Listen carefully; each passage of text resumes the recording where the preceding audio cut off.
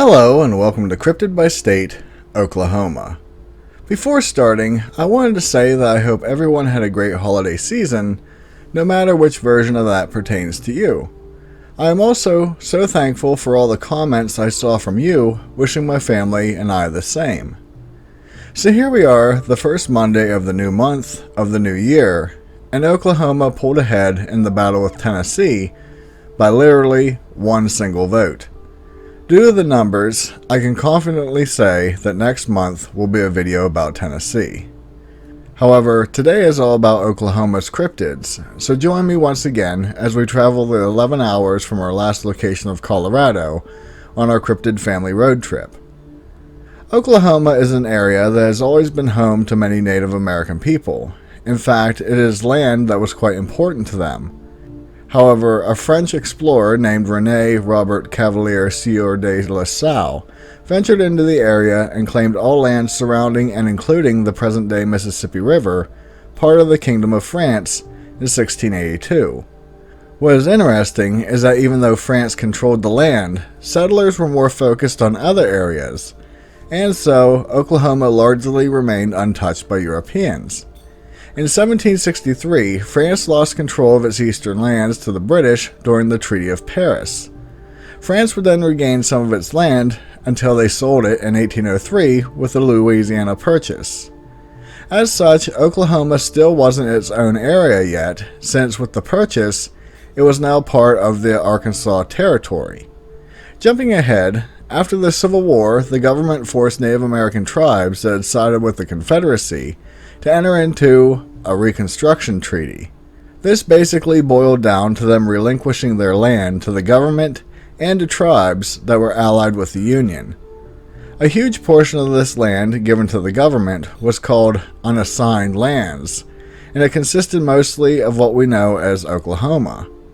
In the 1870s, settlers, who were nicknamed boomers, were wanting to set up homes in the unassigned lands, and did so under the Homestead Act of 1862.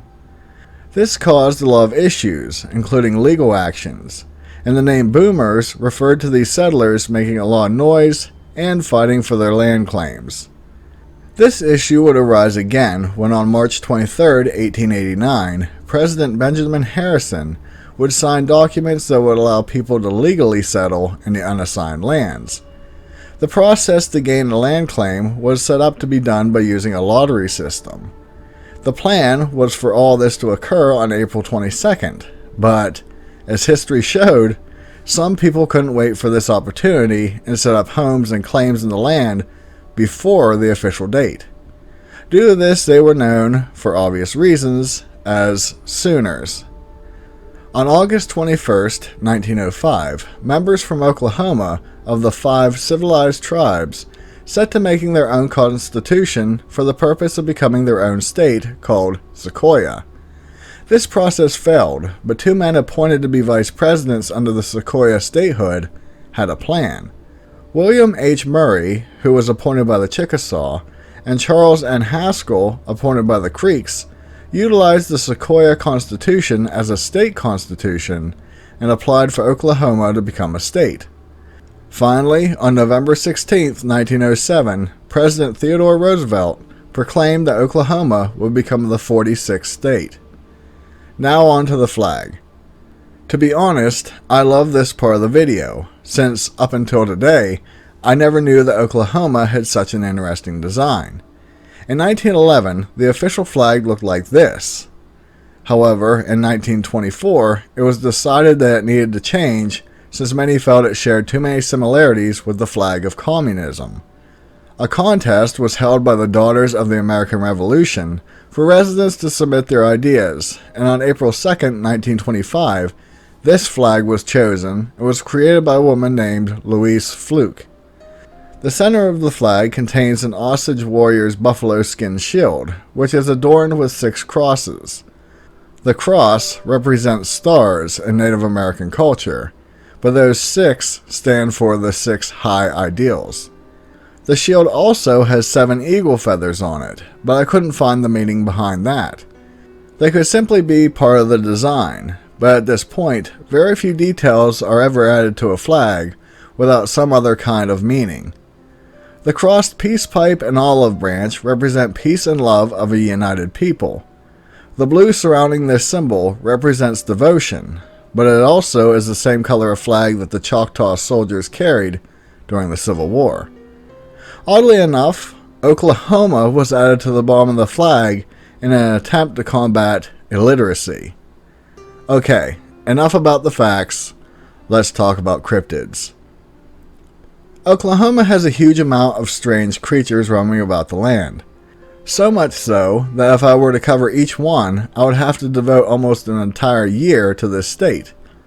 The problem is that many of these sightings are so locally known and talked about that they rarely make it out of county lines. In essence, we know what they are called, but other information is hard to find. Let's start with a real interesting one. Apparently in this state, there are stories that have gone back centuries about what can only be described as deer people. While they are not seen together, there is a deer woman as well as a deer man, and neither one is very nice. According to lore, the deer woman will appear as a beautiful woman, and she will attempt to lure men into the forest with her. If a victim were to follow her, they would then notice that rather than having human legs, she is part deer. Normally, it is too late at this point, and she will trample them to death. I didn't realize it at first, but it makes sense that a lot of people actually consider this being a siren of the forest. Now, what makes this interesting is that there are other legends that claim she is not a good being, and if you happen to just see her 3 times in your life, then you will die. Going a step further, there are reports of a whole community of what appear to be Native Americans. The thing is that while in the area around their settlement, you will notice that the animals in the forest seem to be fairly docile and friendly. In fact, these people can actually turn into deer people at night. This story does remind me a lot about skinwalkers. Not to be outdone, there is a story about the male version of this thing. A man named Kyle Hang was out with his friend in the Wichita Mountains National Wildlife Refuge. The pair were trying to get some interesting photographs of the night sky. At around 10 p.m., they noticed that quite a few animals were suddenly moving past them. This included bison, coyote, elk, and even hogs. The creatures were moving in a hurried fashion, and seemed oblivious to the 2 people standing nearby. Kyle claimed that some of the creatures actually passed within 5 feet of them. It wasn't long after this that the pair realized the forest had become eerily silent, and this was followed with a feeling of dread and that something ominous was about. Not wanting to risk anything, Kyle and his friend made it to his car and started to quickly pack all of their equipment into the trunk. Once they got into the car, Kyle started the engine and began to drive away. This is when their headlights illuminated an odd-looking being standing on the road. It was described as being human-shaped, but it had the head of an elk and its eyes were a dark red color. The being just stood there watching them, but Mr. Hang wasn't interested in finding out what it was or its intent. What was obvious was that this person was the thing that all those animals that they had seen previously were trying to get away from. Moving on to a creature that I can't find a lot of information about is an alligator man in Tahlequah. According to his story in 1842, a man was hiking through the forest when he came across an odd cave. Out of curiosity, he decided to investigate, but he didn't get farther than the mouth of the cave. In the darkness, he could make out a human form, but this wasn't what he expected. The person emerged, and it had a human-shaped body, but was covered in reptile-like skin, and its head was that of an alligator. The man obviously ran away, but the creature gave chase. The man managed to escape, but the creature was seen again in another town. This is all the story I have, and I wish there was more, since I am aware of other alligator man stories in other states. I should note that I have seen other claims of a lizard man in this state, especially around the Stillwater Cemetery, but I don't know if it is supposed to be the same thing. This also seems to tie in with a creature known as the Frederick Lake Monster. Going from one oddity, we move on to a creature known as a wolf deer. In the town of Calumet, a woman known only as Miss Lobb encountered something really odd. In 1951, Miss Lobb was busy working on her and her husband's farm. It was still early in the morning when her daily tasks brought her to a hill that overlooked the farm and their cow pasture. After cresting this hill, she noticed an odd-looking creature just standing there. It was described as being about the size of a gray wolf, weighing approximately 50 to 60 pounds. Its fur was reddish-brown, the tail was horse-like, appearing to be too large for the body, and it was black in color. The body looked like a dog, but its legs and head were similar to a deer. In fact, she described the legs as being very long and skinny, but the pads on the feet were fairly large. What was odd was that the creature locked eyes with the woman, but didn't move. The two stared at each other for a few minutes before Miss Law began to worry about the creature's intent. So she picked up a stick and threw it at the deer wolf.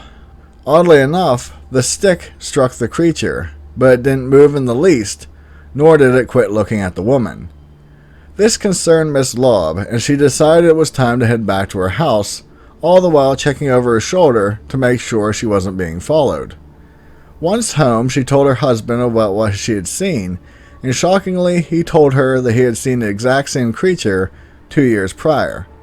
In his encounter, he saw the beast standing near some bushes near the farm, and much like her encounter, it just continued to stare at the man. He simply said that he didn't feel the creature meant any harm, and it walked away when it felt it was ready to.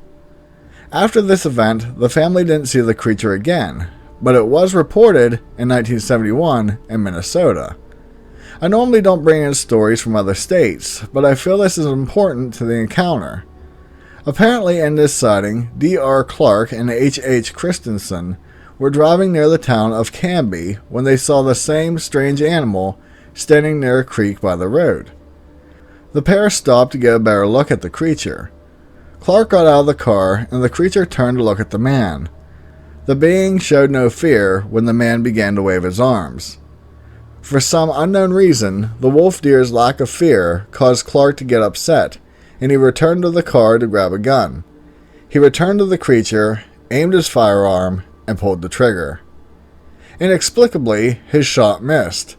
The animal again didn't react to the noise and simply walked a few feet to the side and lay down in the grass. The whole time, it kept staring at the man. Some claim that this creature could have simply been a maned wolf smuggled in from South America, but the way it reacted makes me think it may be more than that. For some reason, it gives me the impression that it could have been some type of nature protector. I am also willing to bet that Mr. Clark didn't miss his shot, but bullets couldn't hurt the creature. For years, there have been sightings of Thunderbirds in the area as well as other states, but the one in Oklahoma is quite different. It is described as having a wingspan of 160 feet, and oddly enough, it is featherless. As such, many stories claim that it is more dragon-like than bird. However, it is known to take livestock and even children. This made many families fear going outside, and in fact, a lot of stories claim that settlers actually left the area due to the creature. Apparently, it is said that the creature was killed in the 1920s by a man in the town of Clarita. The body of the beast was thrown into a ravine, and there are claims that the body, or should I say bones, are still there. I found this interesting, since not many Thunderbird stories claim that they are similar to a dragon. Let's look at a few humanoid type of beings that should be considered, dare I say, Bigfoot-esque, but I'm not sure.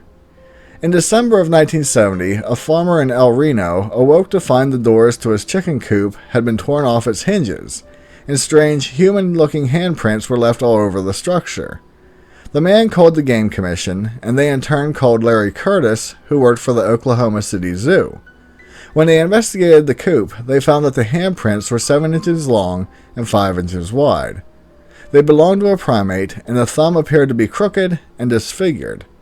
The being left prints in the dirt that made it apparent that it walked on all fours, but when Larry compared the prints to other known animals, none of them matched. Mr. Curtis thought the markings resembled a gorilla, but the evidence didn't support this. To this day, no one knows what the creature was, but it has the funny name of the El Reno Chicken Man. The creature known as the McCurtain County Man Beast is an interesting story. A rancher who wished to remain anonymous lived near the town of Idabel, and he claimed to have encountered the creature 3 times, once in 1964, 1975, and 1977. With the sighting in 1975, he claimed to be hunting near Little River near the Yashal Creek, when he suddenly saw this thing appear. He said it walked upright like a man, but it was bent over. Its arms hung down past its knees, it was covered in grayish-black hair, was about 8 feet tall, and sort of shuffled while it walked. The rancher made a noise, and the creature ran off into the forest. The man followed, but couldn't keep up. However, he did find a clump of the creature's hair high up in the trees. He collected the hair and took pictures of tracks that he would later find. At the request of a friend, he sent the photo and hair in for analysis, and the results came back inconclusive. Yet, the lab did request to keep the hair and photo for their files. It should be noted that other notable sightings of similar beings are called the Noxie Monster and the Green Hill Monster. In one sighting, the creature was very much Bigfoot-like, but had the odd feature of cat-like eyes that were visible from a distance. As usual, I couldn't include everything or didn't have enough information to share, but they are here for honorable mention. Let me first say that many of you are probably shocked that I didn't talk about the killer octopus. The problem is that I need to do more research on this, but from what I can tell, Oklahoma's most popular cryptid seems to be purely a hoax. With that out of the way, there is a story from 2005 where a man claimed to have encountered a Dromaeosaurus that he called a raptor. There also is legends dealing with a lot of half-breeds. For instance, I saw claims with an armadillo man, a cat man, a coyote man, and even a cow woman. One fantastic story says that in the Chelsea Cemetery in Rogers County, there have been multiple reports from people and even police officers of a creature they call an orc. It is described as being 3 foot tall, completely black in color, and they move quickly from tombstone to tombstone. Reportedly, the officers refused to go to that area alone at night. I honestly love this story, but apparently it is kept quiet locally. I also have seen reports of what are known as little people, a goat man, and some creature known as the Wanganan swamp monster. Much like the octopus, I wanted to include the Lawton werewolf, but I couldn't conclude if it was a hoax or not. Some say it was simply a teenager in a mask, but some of the activities that this creature did seem unhuman. In ending this video, I hope you enjoyed it, and that it was worth the wait, and also all your votes. With all that said, I must address the elephant in the room. I am sorry that I didn't upload a video last week. I had every intent on making the second part to #AskBen, but due to being involved with family gatherings, it hindered that. Not to mention, what really made me realize that I couldn't make a video was due to my office becoming a second bedroom during that time. Just so you know, I will be making the second part to that video before the end of January. If you haven't yet done so, do please consider subscribing to my channel for more content like this. Also, it would be greatly appreciated if you could share my videos with someone you know who may enjoy this type of genre. With that, be safe, and I'll see you in the next one. Later.